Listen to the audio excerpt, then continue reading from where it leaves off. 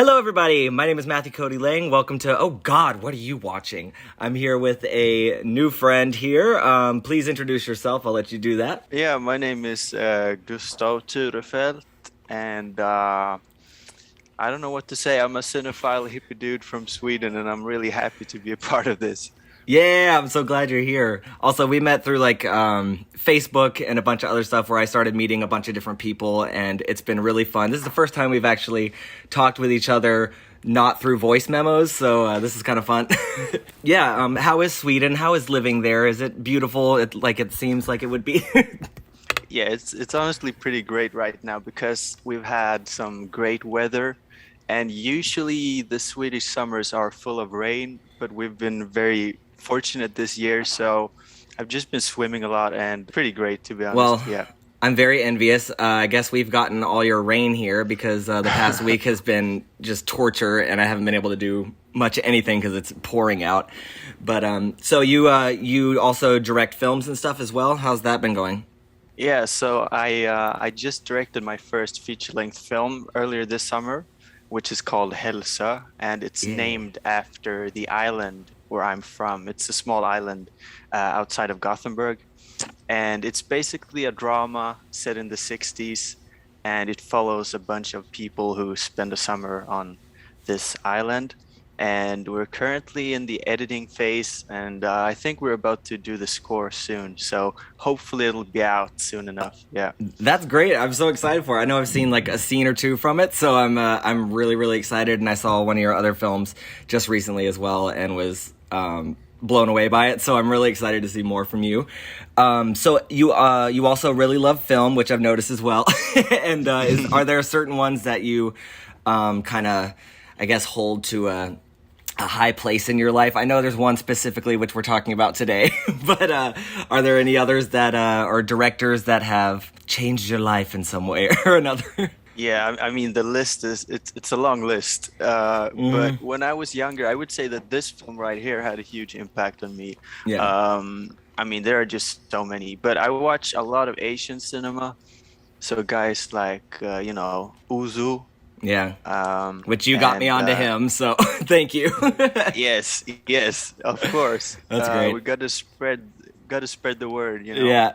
But there are so many directors. Mhm. Everyone from Kubrick to Jean-Luc Godard to Hideaki Anno, a bunch of people. Hong Just tons. Sang-soo. Ah, yes. Yeah, there are My too my many to babe. mention. Yes, that's great. Yeah, yeah. Okay, so let's start with the last movie, which is the one that you recommended by Dennis Hopper. If you wouldn't mind giving a quick rundown, if you can, about like what the fuck is going on in this movie.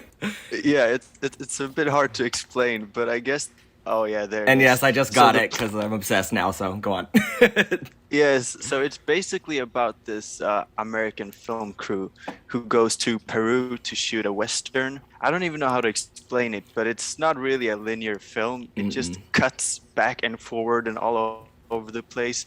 But it's about Dennis Hopper's character who's a stuntman who decides to stay on location after the filming is over. And he realizes that a bunch of all of the locals really they don't really know what a film is, so they emulate what they see the Americans do on screen. So it leads to a bunch of violence and mayhem Chaos. and just chaos. Yeah. Yeah. Yeah. When did you first see this? What made you actually get into this? Because was it like an Easy Rider kind of thing where you started with that and maybe went onward, or?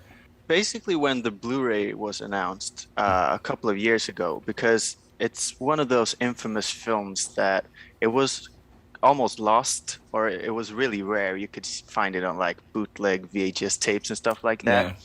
Yeah. But I'd heard about it, and I loved Dennis Hopper as an actor, and I also loved Easy Rider. But when I saw this film, it was just like I don't know. I watch a lot of avant-garde experimental films as well, but Hmm. I've never seen those sort of techniques on a budget like this. Yeah. Because it's really radical in the way it's made, and I was just blown away by, the guts to make something like this on Yeah. on a major studio film. So yeah, I discovered it a couple of years ago, and I was just blown away by the fact that it actually existed. Yeah, it's interesting because I saw that this was a thing, and Arbelos had, I guess, restored it and released it, which they also did Satan Tango and a few others. I think Funeral Parade of Roses, and that's like a distributive company here that I really like. And I still like talk to one of the people who used to run it. His name is Craig Rogers, who's now gone on to a different restoration and distributing company of cinema, and they are now called Deaf Crocodile, so look out for them. They're going to be coming out for new things as well. But I'm really glad to have this now, because when you told me to watch it, I've never been someone who's been like a huge fan of Dennis Hopper, not like I didn't like him, but it was just very indifferent, I guess. And I'd seen him in many things. It's really awkward because I think the one that always stands out in my mind is Texas Chainsaw Massacre 2. And I know that's such a strange one, but I know I grew up with horror and stuff, and I always just have that image of him like in the white suit or whatever in the chainsaw, and I was like, oh god. And also Blue Velvet, which we're going to be talking about, a David Lynch movie after this. Yeah, of course, of course. Yeah. So, and I had seen Easy Rider in high school. One of my like hippy dippy friends told me to watch it, and I really enjoyed it, and I haven't seen it since then. So now, after especially watching this, I want to go back. But because of the success of Easy Rider, I guess he was able to kind of do whatever the hell he wanted after that, and was like, oh, I'm going to go to Peru and shoot this thing. And with the guy who wrote the screenplay for Rebel Without a Cause, whose name escapes me right now. Oh, Stuart Stern. Haha. Yes. So, yes, and I was actually just reading about it right before I came down here to do this. He wrote a whole script for it, and then Dennis Hopper just kind of used it more as a guideline in a way, and then kind of tossed it off to the side, and he was pissed that he didn't actually use his script as it was. But I feel like, from watching the movie, that if they were to have stuck to that script, it may not have been as exciting as what actually came about. Do you agree? Even though I don't really know the full script, but I feel like because of its structure, or even lack thereof, it's a little bit more like edge of your seat exciting, because you never know what the hell he's gonna throw in front of you. Yeah, so I should just say that two of my biggest heroes are David Lynch and Dennis Hopper. So I've done some, I've been obsessed, and I've done some research, Yeah.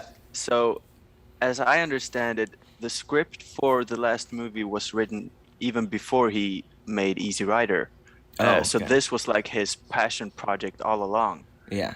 Because he experienced something similar while making a Western in Mexico when he was younger, apparently. Yes. But I don't know what happened, but somewhere along the way, I've heard that, I'm not sure if this is true, but I've heard that, Jodorowsky, I've heard that he did an alternative edit of this film. So he came by when Dennis Hopper cut this film in Mexico, and I'm not sure if he influenced it.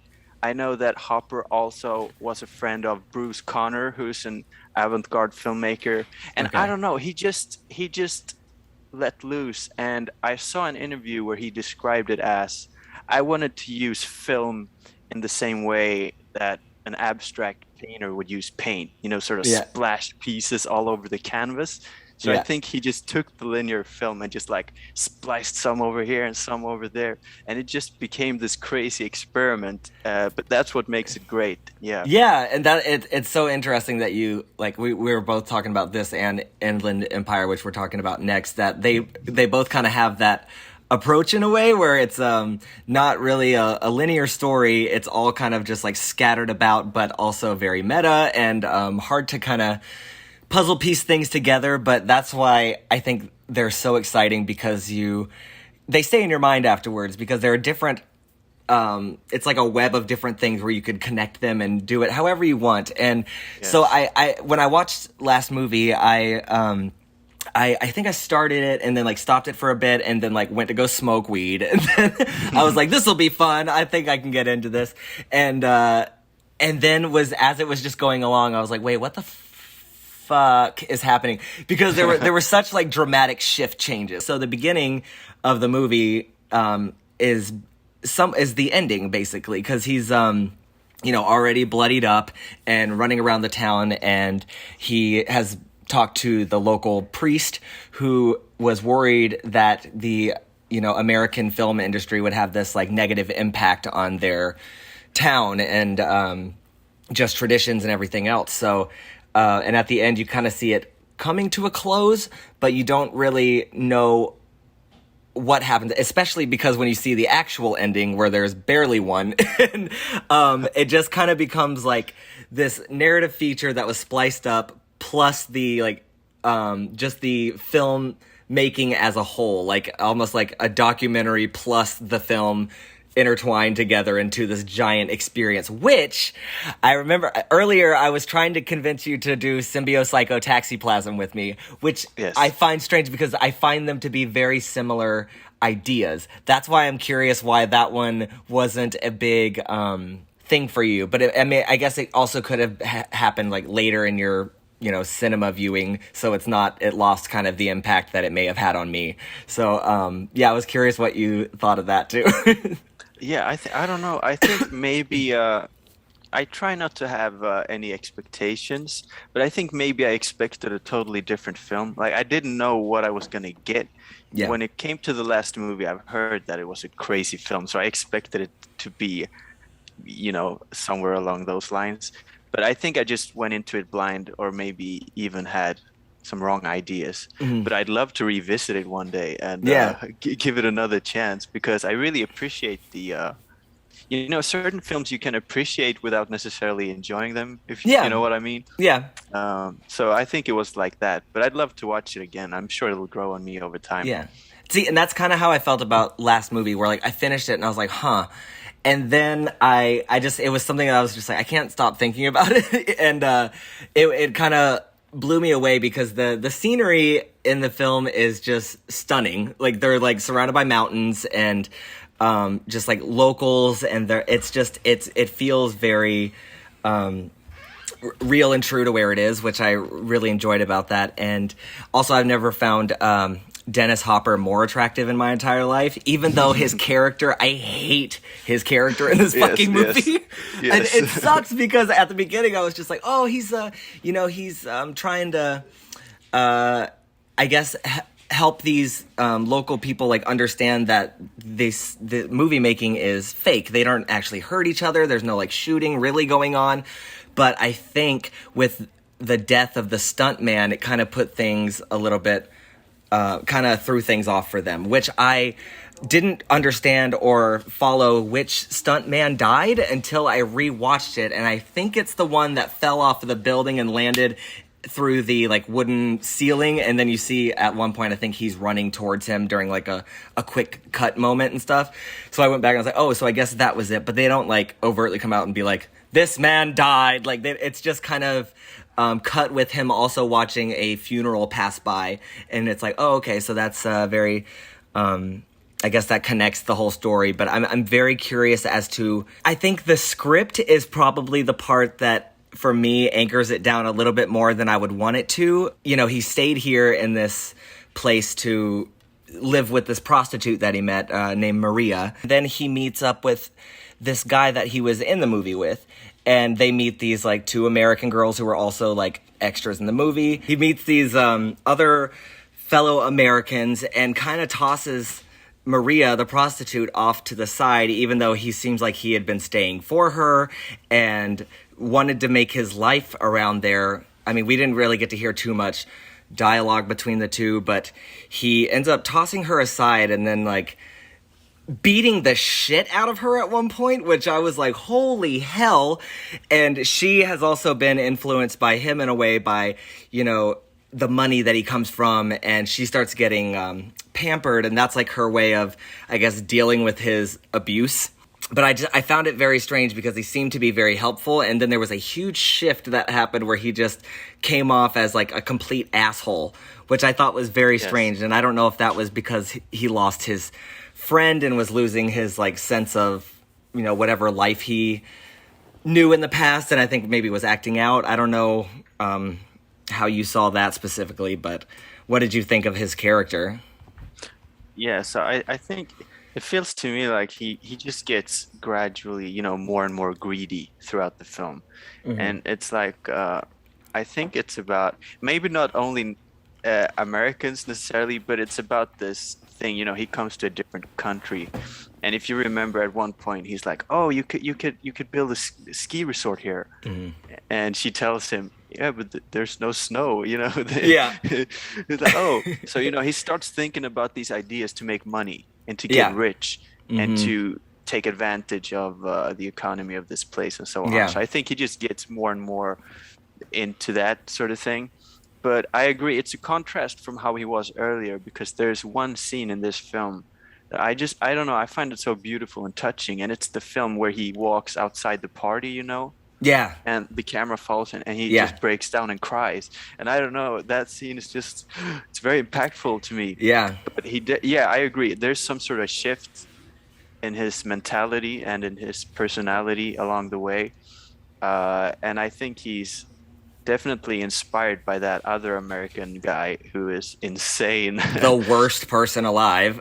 Yes, and they're obsessed with the idea of, oh, we're gonna get rich, we're gonna dig up gold, and I don't know, it just, yeah, everything goes Okay, wild. so who is the older man that they meet up with who tells the story about the broom salesman or whatever, and then he's like, "Rah, rah, rah, rah, rah," the one that they have like dinner with, and then they go to like that weird little orgy show where they're like Yeah. in that small ass room and it's really uncomfortable. I don't know how those other two women are just like, this is fun, but I guess it's them taking advantage of the locals, which Yes. makes sense with a lot of especially people from the US and being the culture vultures that we are and stuff, and taking things from other people's shit and leaving them with this husk of a, I don't know, identity, which I think is very interesting because while we're sitting there taking all this stuff, it seems like he's amazed that they're also taking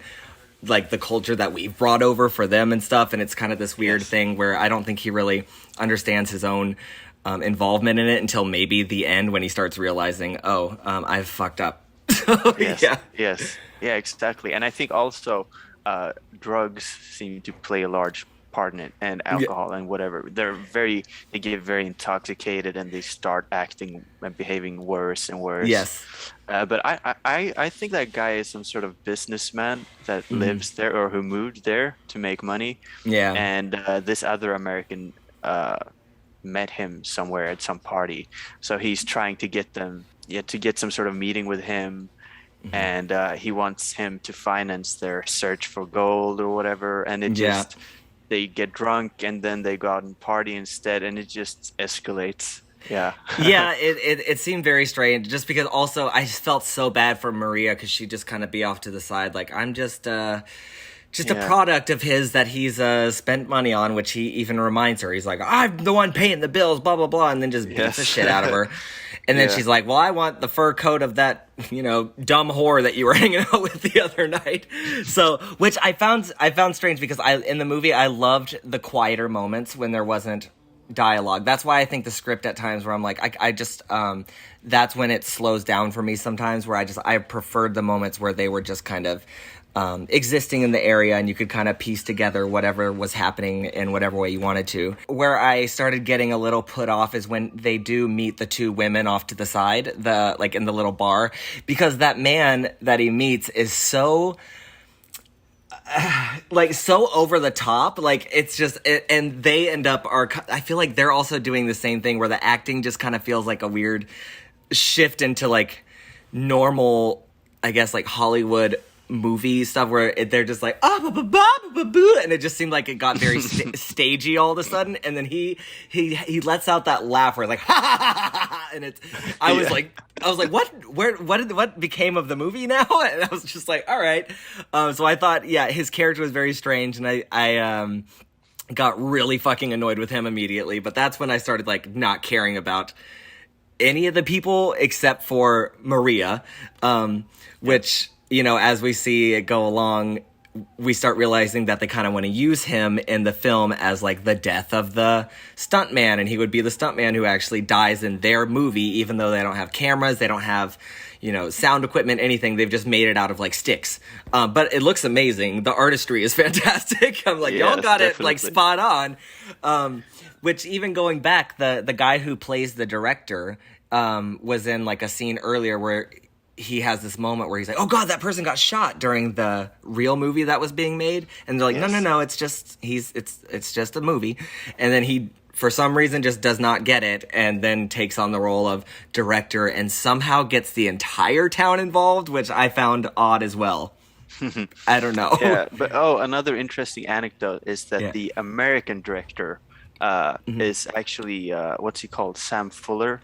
He's a real famous Hollywood director, and there's a really funny scene where he's directing in the, I don't know, it's like Billy the Kid. They're making this Western. Yeah. And he's like, I want balls when you die. I don't know, it's just really surreal, but it's so funny. Yeah, it is. Hearing him yell at the actors too during stuff where he's like, I want you to jump in his arms and blah, blah, blah. He's like, what the hell are you doing? Who hired this guy? Blah, blah, blah. Like typical, like jackass controlling director and stuff. But I did enjoy that because it does kind of show why Dennis Hopper's character, his name's Kansas, he decides to, you know, leave all that behind. It's very interesting because at the very end, too, when it comes to the conclusion where they're like, you think they're gonna basically kill him, the movie kind of goes off the rails into a way of like just showing the actual filmmaking of the last movie, which I thought was an interesting choice. So what did he stands up and he walks towards the camera all of a sudden, and it's like, whoa. Yeah. He's like, it's just a joke. Well, it depends on the film, but there's this idea, especially with Hollywood films, that the audience have to be involved in the story in a way that they don't think about the fact that they're watching a movie. But I like it when films remind you sometimes. That's the whole Godard thing, you know, with jump cuts and whatever. It's like it reminds you that you're watching a film. And I think if you're going to make a film about filmmaking, it's really cool to make it in that sort of meta way, especially when the film itself is about filmmaking. I don't even know what to compare this film to. It's really... The only thing I could think of that kind of reminds me of like this approach would be like... I mean, like... in certain aspects, like Inland Empire, Symbio-Psychotaxiplasm, and then like stuff by like Kiarostami or Jafar Panahi, where it kind of breaks the narrative and goes into the actual filmmaking aspect, where they all just kind of come to one piece. Which I would also say, like the movies, like the Dow films. Did you see any of those? DAU. Oh, I haven't. I'm really interested in checking them out, but I haven't seen them yet. It kind of reminded me of that, where it's like clearly they're making movies, but it's also about the filmmaking process in general, because the entire idea is that these people are in character 24/7. They don't try to disconnect it. Like it's part of the entire experience, and that's what this felt for me, and that's why I really like latched onto it as well, where it's just kind of like a big fuck you to structure and rules, and I think that's the most exciting kind of filmmaking. So I'm really glad you got me to watch this, because I probably otherwise would not have, or it wouldn't have been one that I like seek out by any means, because I'm like, oh, he's got a cowboy hat on, it's Dennis Hopper, I don't need to see him on, you know, horseback being all butchy butch. But it ended up being a lot more exciting than I expected. So, I thank you for that. How many times do you think you've seen it? No worries. Maybe almost 10 times. Oh, really? Yeah, I don't know. I've just been obsessed with this film. But I think also, I don't know. I think I just love that period in general. I think the music works great. And as you said, the scenery is just stunning. And it's insane. But another interesting aspect is the fact that this film had the first screening was in Venice, you know, at the film festival there. And I think some of the critics said that, oh, this is one of the best American films ever made, and they were blown away. But as soon as it came to America, the distribution company pulled it from theaters after 2 weeks because the American critics hated it. So it's interesting to see the difference between the American critics who hates it and the European critics who called it a masterpiece. Yes. And because of that, that's why the film has been so obscure for all these years, because of the bad press, and they didn't want to risk it, so they just pulled the plug, and it's been, yeah. Dennis Hopper's like career was pretty fucked for a few years afterwards too, where he like didn't direct anything for a long time. Yes. I don't know exactly how many years. I think he was like maybe involved in some smaller indie projects, like maybe like 5 or 6 years later. But Yeah, so he did the next film he directed was Out of the Blue, and that was 9 years later. So those were 9 years full of drugs and Yeah. madness. I just feel so bad because if he would have been more embraced by his own country, I think he could have had even more exciting career. But it was something that I guess the country was not ready for over here, which Yes. makes sense, especially because like coming right out of the 60s and doing something a bit more experimental, which doesn't really follow, I guess, the regular structures of Hollywood, that people just were, I guess, annoyed by by its boldness and its bravery in a way of like not following the rules, which is something that I think even today is something people in the United States are not used to. I like a director that isn't afraid to, that they don't really take the audience in their consideration of like when they're going to do it. They're like, I'm going to do what I want. Yeah. Y'all will enjoy it if you want. This is my project. This is not for you. This is for everybody. And the people who are on board with it can get on board with it. And that's the kind of filmmaking I really fucking enjoy, where it's not catering to people. It's just, full blown artistic freedom. And I love that about this film, which is easily like something that I could watch repeatedly and find new and exciting things about it. Thank you. Yeah, I agree. Oh, thank you. Yeah. But I think the sad part, though, is that it's not too far from Easy Rider in terms of style. Yeah. And even, I'm not sure if you remember, but there's this scene towards the end of Easy Rider when they're on acid, and it's like the bad trip. Yeah. And that editing is very similar to certain scenes in the last movie. Yeah. So I don't know why, but I think it just never got appreciated because people didn't have the chance to see it. Yeah. And the producers apparently said that it made fun of business, and they didn't allow that. Well, for me, it felt like a very big slap in the face of just like the United States in general. And I think, Yes. Especially during like the history of like America, and at that time, people protesting and all kinds of different stuff. It seemed like a big protest movie against America in general, where we like to go into countries and force our ways of being on others without really taking into consideration what would be right for the people.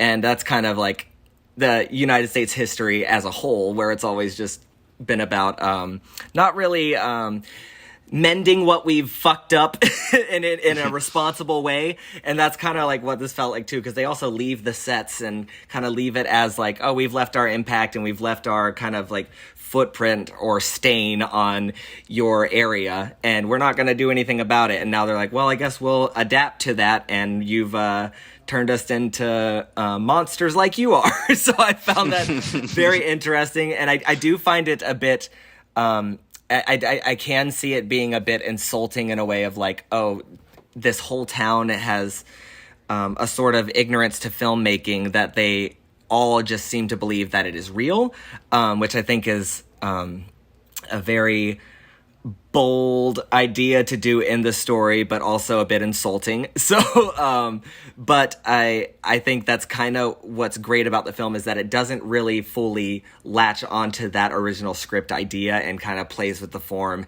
and goes against it. And I think that's how it works the best. Have you ever watched it with anybody? Oh yeah, I've forced it upon several friends. I do that too. Don't worry. Yeah, so I've showed it to people. Some people love it, and some people are just confused, and they're like, "Oh, I loved Easy Rider. What happened?"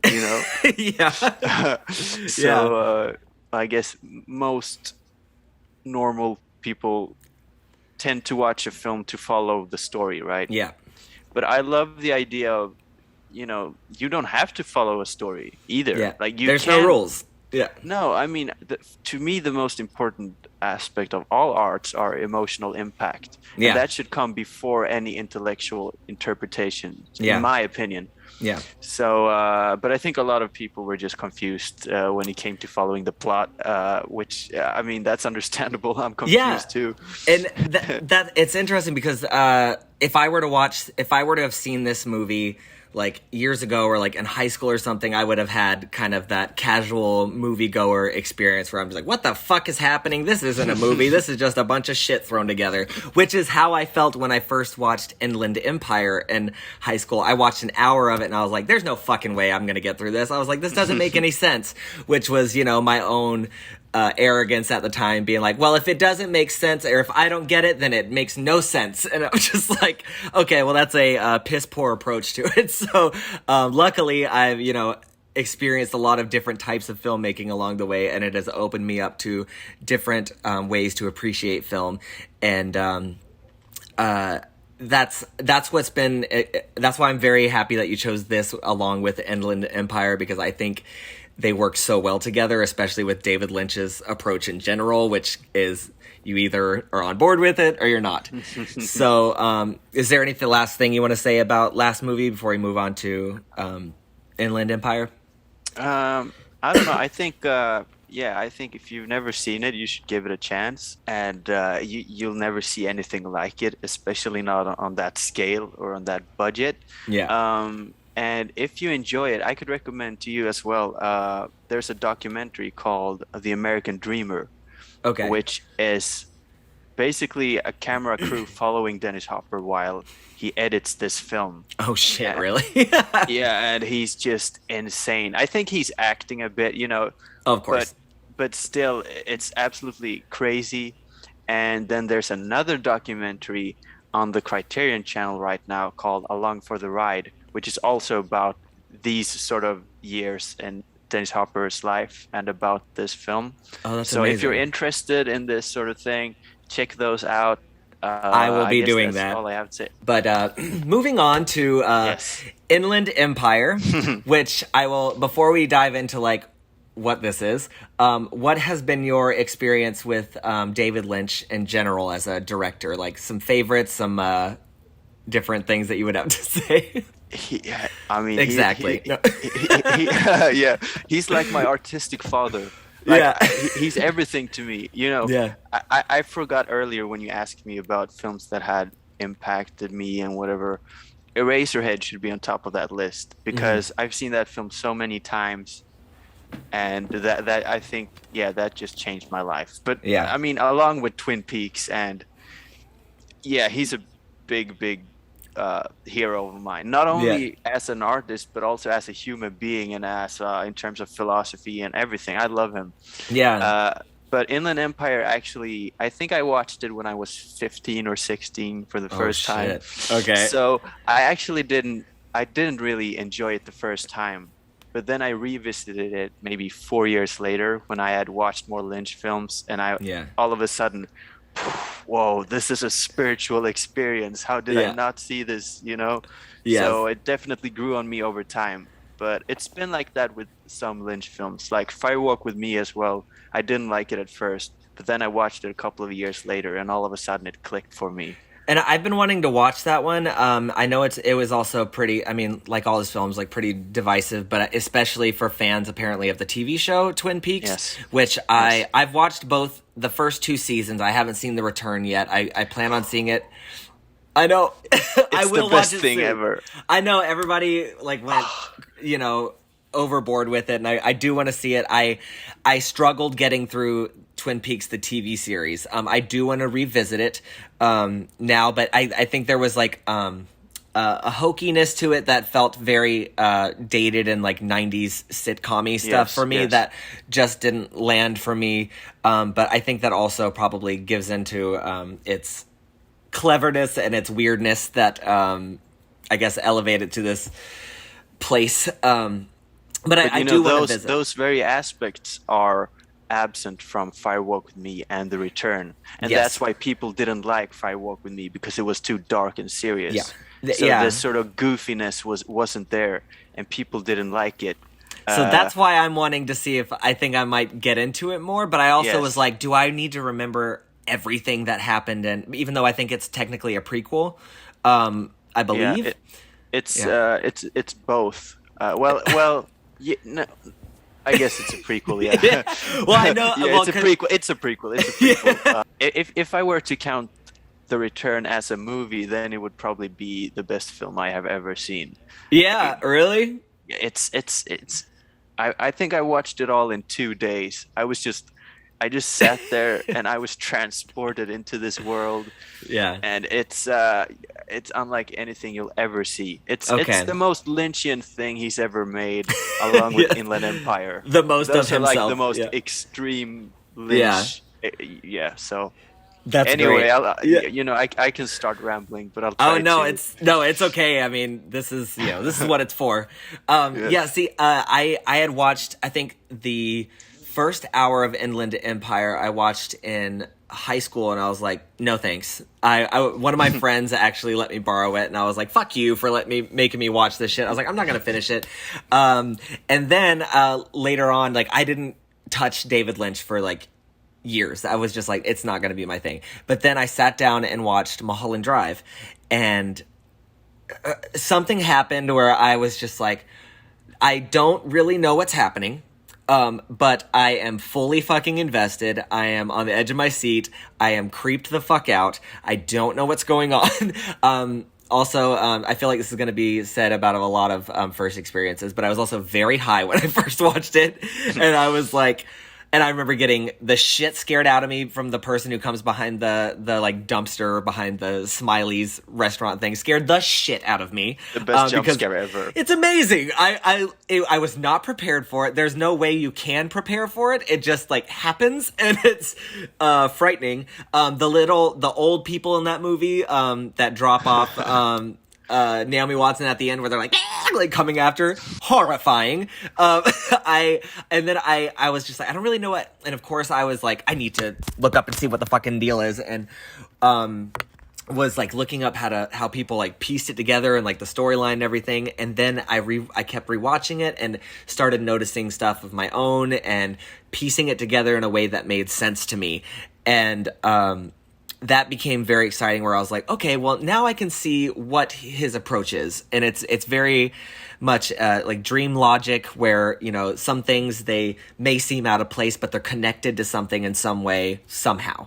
And so then I remember watching Eraserhead, and I watched it by myself in my room one night, like late at night. And it was another thing where from beginning to end, I was just creeped out completely. It felt like I was watching someone's nightmare, and I could not wake up from it. And I remember just like looking around me the whole time, and there's not any like weird like jump scary stuff really. It's just incredibly unsettling, and it felt like I was waking up from a nightmare and just being completely alone in the dark, not knowing what to do with myself during the whole experience.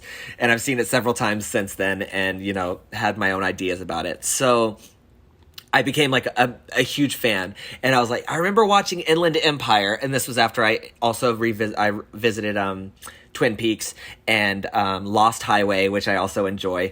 Yes. And then I was like, I'm gonna go and watch Inland Empire again. So I was like, but I feel like I'm gonna I'm gonna smoke before I watch it.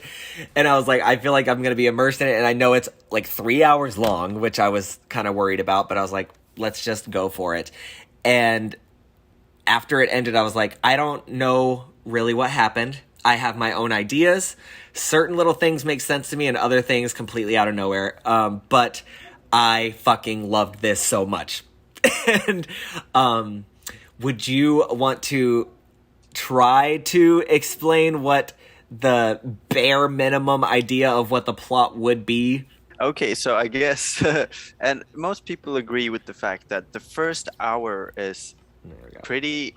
Yes, you can follow the first hour somewhat, and then it just escalates. But it's basically about Laura Dern, who is an actress and who is about to star in this film. I'm not sure if they've started shooting or if they're about to start shooting, but the director finds out that the producers hid certain details from them.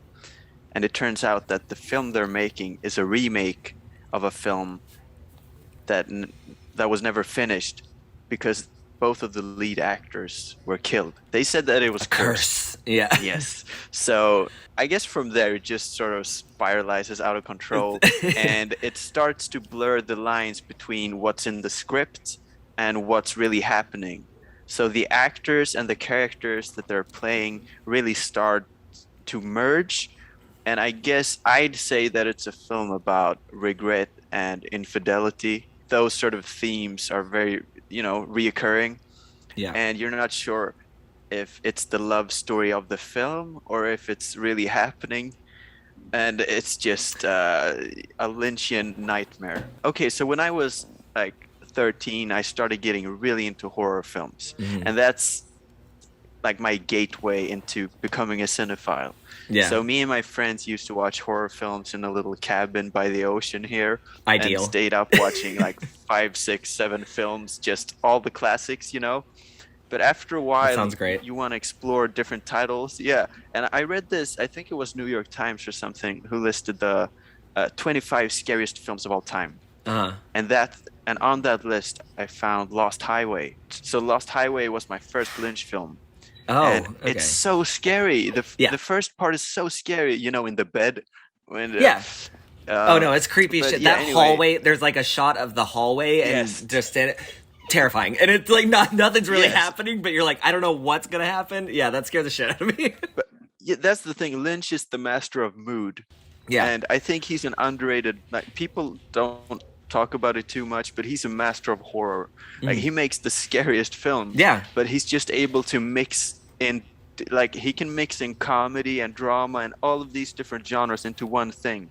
Yeah. But in any case, so I started off watching Lost Highway, and I was like, whoa, this is amazing. And from there, I went to Eraserhead, and that's when I became hooked. Yeah. So somewhere, along those lines, I stumbled upon Inland Empire. Yeah. But I think it was a bit too much for me at the time. I wasn't too experienced with, like, I don't know, avant-garde cinema or just more alternative expressions. So it took me a couple of years. But then when I rewatched it, I don't know, it was perfect. But for some reason, I didn't get it at first. Yeah, and that's what happened with me, where this like most recent, because I watched it last year for like it was the first time I actually made it all the way through, and my second attempt at watching it. I remember trying to like keep all these different little facts and ideas in mind, be like, okay, what that door number is 47. Okay, it said that on there. What time is it there? And trying to keep track of little things here and there, just trying too hard to pay attention to it.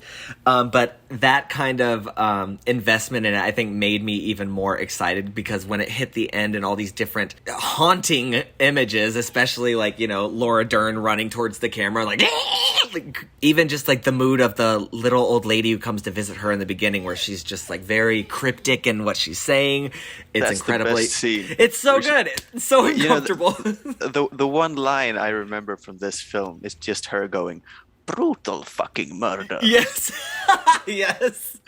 That's so great. And she's fantastic. And I just love how she's like, when she's walking up to her like house and she's just like, crazy face.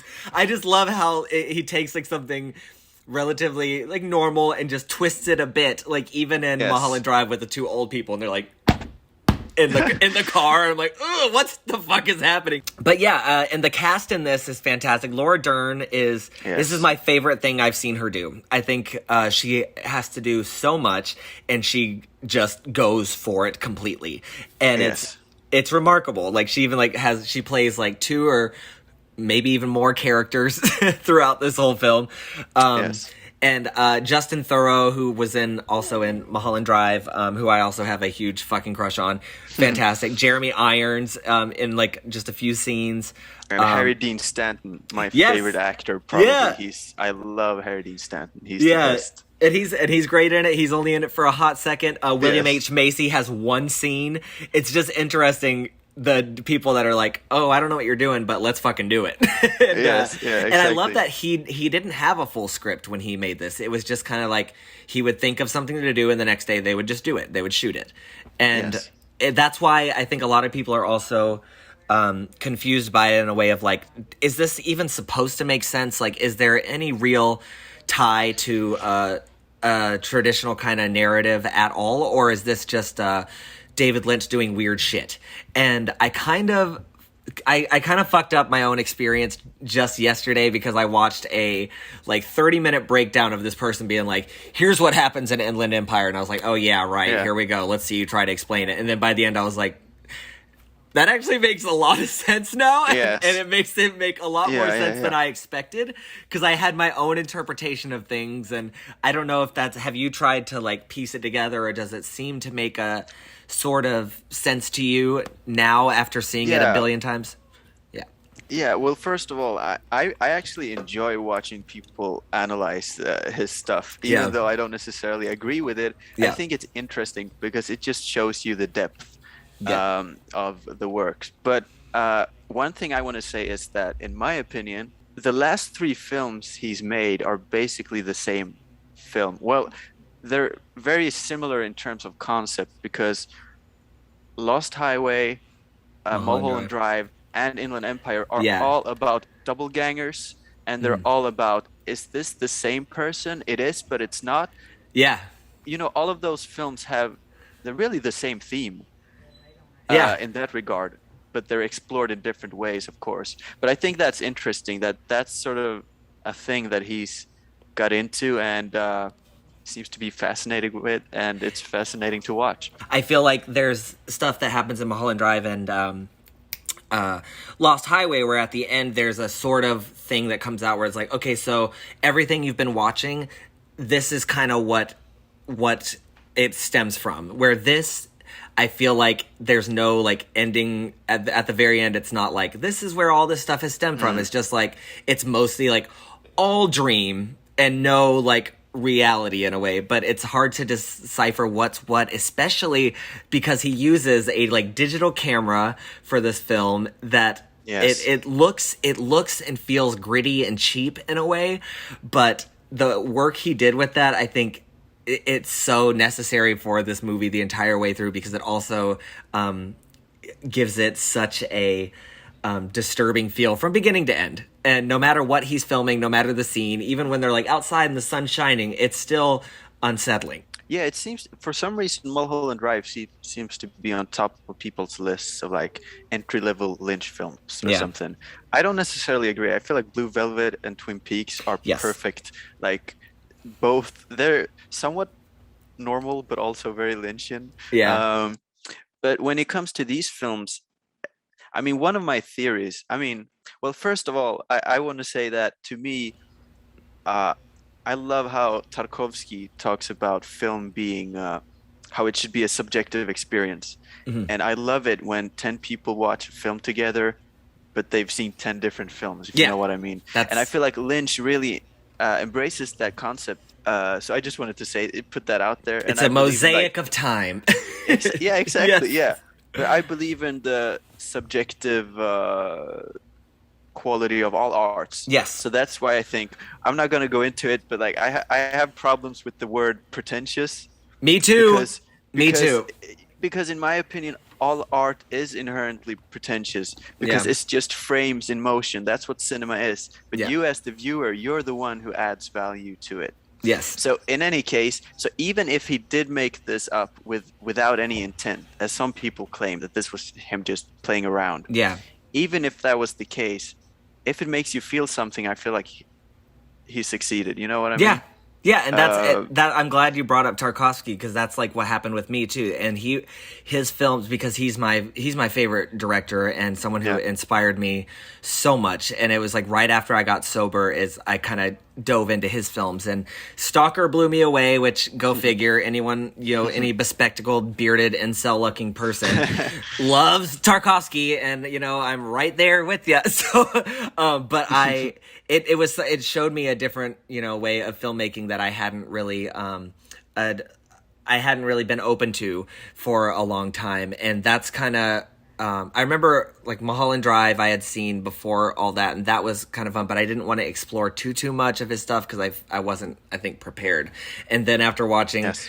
Tarkovsky's stuff and having my own attachment to like the stories that he presented, and being someone who is not religious at all, and then my favorite director being a huge like faith-based kind of director who loves Yes. to toy with those ideas, it was just a very interesting thing where I became more open to the subjective kind of approach to cinema, and that's Yes. it's literally why I can't stand film awards and stuff, but that's not something I care to go into right now. But it's I feel you. Yeah. it's great though, because even if he were to put shit in it, we can all draw our own conclusions based on our own like experiences and how we feel about the scene and what it does for us, and I think that's all valid. Right on, So yeah. for like Inland Empire as well, that was the thing where I was like, I don't know what the fuck I'm watching. There are certain moments that make sense to me, and there's certain things I'm following, but I'm also creating my own idea of what this is, and I love that experience about it. Yes, yes, for sure. So then to see this other video of this person where like I've connected the dots, I'm like, it kind of loses this idea, this like mystery that I loved about it, but I also love that someone was able to piece it together in some kind of cohesive idea that made sense to them, that also in a way made sense to me. And I think that's cool because you can't actually fully figure out what he did, because David Lynch is a beautiful asshole in a way of like, he does not answer your questions, and Yes. that makes me love him even more, where he's just like, I don't want to tell you what I did, it's not up to me, it's up to you.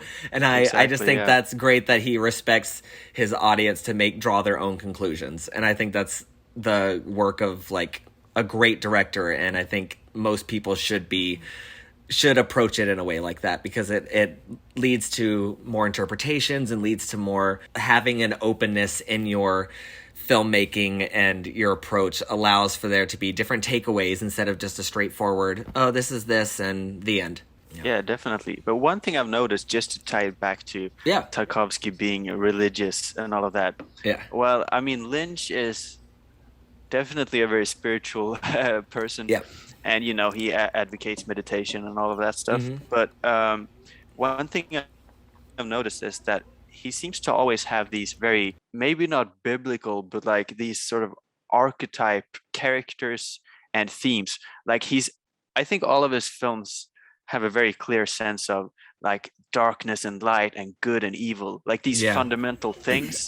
So Yeah. even though you might not always get the details, but there are these very clear themes Yeah. that I think are almost religious, or you know what I mean, like Yeah. and certain characters Yeah. also seem to be very symbolic and represent different qualities. Yeah, because even in Inland Empire, there's that phantom character, which comes exactly. about, where there's not much to know about the character, but you know that that's not a good character. That's like someone you want to avoid, and you see them come up, and there's It's this like the mystery man in Lost Highway. Yes, who is fucking frightening. Yes, absolutely.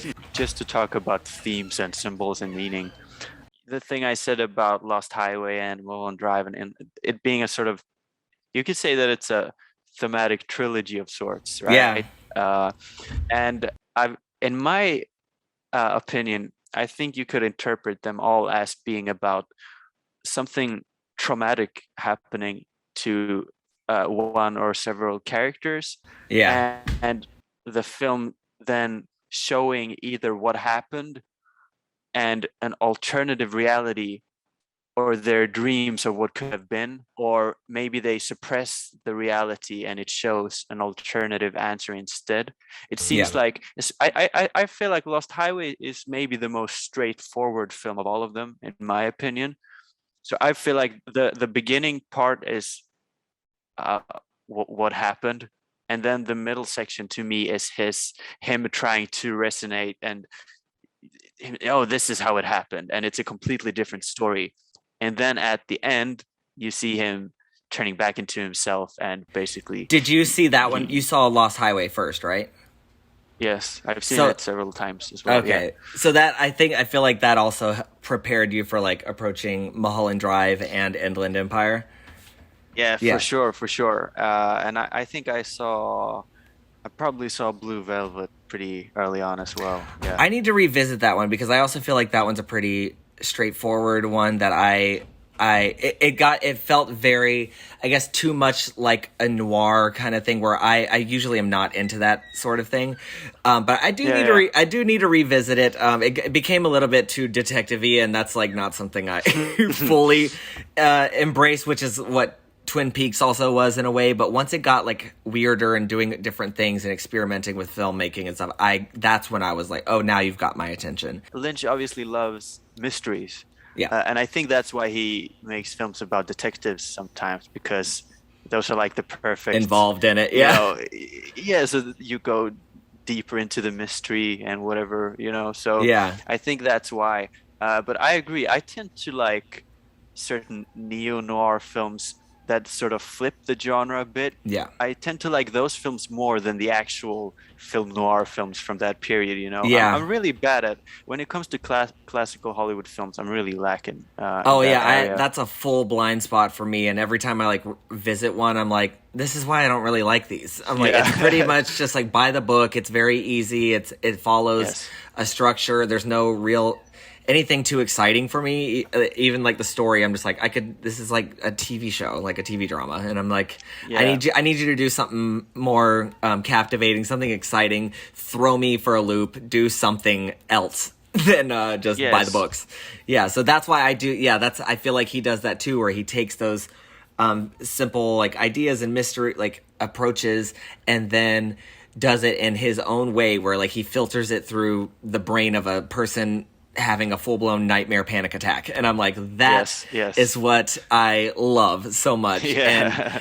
And is there like a certain part in Inland Empire that really sticks out to you the most, where I don't know, like a favorite scene or anything? Towards the end, when she's dying, dying on the sidewalk, that whole sequence is just very I don't know, it's very grand and Yeah. very, I don't know, it's like an epic sequence. Yeah, it's And madness. definitely, yeah, and I don't know, that's very, I don't know, that also seems kind of biblical to me somehow. I don't know why, but it's like Yeah. very, I don't know. Yeah, that sequence definitely stays with me. And I mean, we should also mention just the rabbits, because that was also released as a standalone thing. Yes, which I These have not reoccurring. seen yet, but Oh yeah, it's great to watch in one sitting. It's like yeah. 40 minutes of just this absurd sitcom with these rabbits. Yeah, and that's what I Yeah. thought was exciting, because in the beginning there's you see that being watched by the young woman on the bed who's like having a breakdown. Yes. She's watching this rabbit sitcom, and there's like a moment where they're like, "What time is it?" And then you hear an audience like, "Ha ha ha ha ha," showing that clearly time does not matter in this in this instance. And there's like little things here and there that I think are just it's just so great. I immediately like get chills when I think about it. And Yeah. There's this one really infamous video on YouTube, which is, I think it's called Twin Peaks Explained. No, really. And it's 4.5 hours long. oh shit, Uh, okay. uh, and I've seen it. I sat Just through do it. they explain the woman who gets turned into the doorknob or the cabinet knob? That I'm was not the sure. one moment I'll always remember where I was like, "What?" Yeah, that might not be my favorite scene of Twin Peaks, No. but yeah, but it's funny because, as you said earlier, even in that video, and it's a great breakdown, and I think Yeah. maybe this guy is right in what he's saying, that this might have been the original intention. Yeah. But still, as you said, there are certain things where he says that I'm not sure what this means, so Yeah. I'll just skip this part. Yeah. So there is more to it Yeah. than 4.5 hours can explain.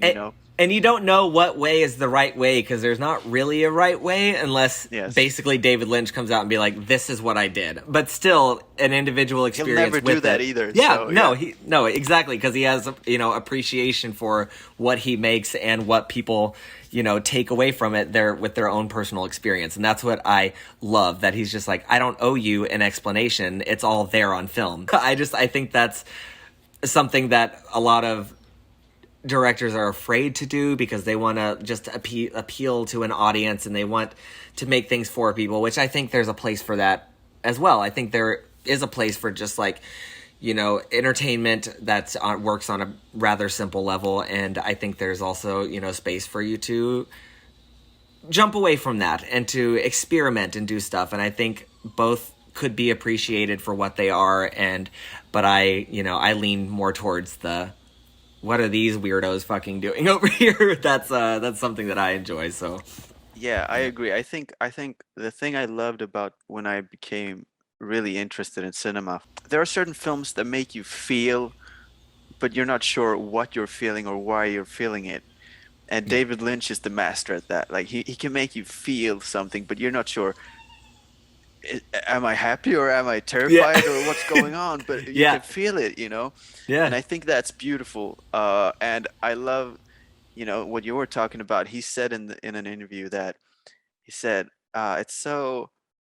I was gonna try to impersonate him, but I won't do that. But he says I now that. I want to hear it. So No, but he said that he said that it's a shame that you think up these ideas and then you work hard on putting them onto paper to translate them into a film, but then people want you to translate them back into words again. yeah, And he said that, but the film is that's you got the words on the yeah, screen, so yes, why should I talk about them yeah, again? yeah. But yeah, I think he's such a funny character, and I'm sure you remember his character in Twin Peaks as well. He's hilarious. Yes. Yes. And I love that he was like in that as well, where he's Yes, just, and that's actually his character in Twin Peaks is called Gordon Cole, and that's the name of the main character in Sunset Boulevard. But he takes these sort of references, and it's pretty interesting. If I'm not mistaken, that lady I was talking about who knocks on the door in yeah. Mulholland Drive, I think that's the leading lady from uh, Sunset Boulevard as well. Yeah, and he loves old Hollywood, and it's funny because he really makes different films, but there is still this sort of sense of Hollywood in them. Yeah, especially because I they don't all know. take place like in California and around there, especially like Inland Empire, Yeah. which is in that kind of area in Mulholland Drive. And there's like a scene in Inland Empire, I think, or Mulholland Drive, where they just like show the Sunset Boulevard sign and stuff like that too. Oh And I yeah. think he definitely likes to put his little homages to those in his films, which I think is exciting too. So I don't know. I'm glad we got to talk about these. I guess we'll wrap it up. If you want to plug anything of yours specifically, I know you had already mentioned your film, or if you want people to follow it on social media or something, you can plug Oh that. yeah. Yeah, well, so my film, it's probably not going to be as great as these two films, but it's my first attempt at a It feature-length will film, be for someone. So and oh yeah, let's hope so. Yeah, yeah, but I'm very sincere, and I love cinema, and I would love to contribute to the landscape of film somehow. So, the film is called Hälsa, and my name is Gustav Turefeldt. I really I'm hoping to set up a website soon. And once I'm done with that, you can find all the updates on there. yeah. And I also really want to go to America and make a movie with you sometime. That would be amazing. Please do. I'm very bored. Yes. And So, I'm ready for an artistic outlet. So yes. feel free to So, come to Georgia and have a good stay. and you can find me on Instagram. I'm called Hibiscus on Letterboxd if you're on there. Yeah. So just hit me up, and I'm down to talk about movies. Yeah. Perfect. Thank you so much for coming on. Thank you. This was amazing. Yeah. Yay! Have fun.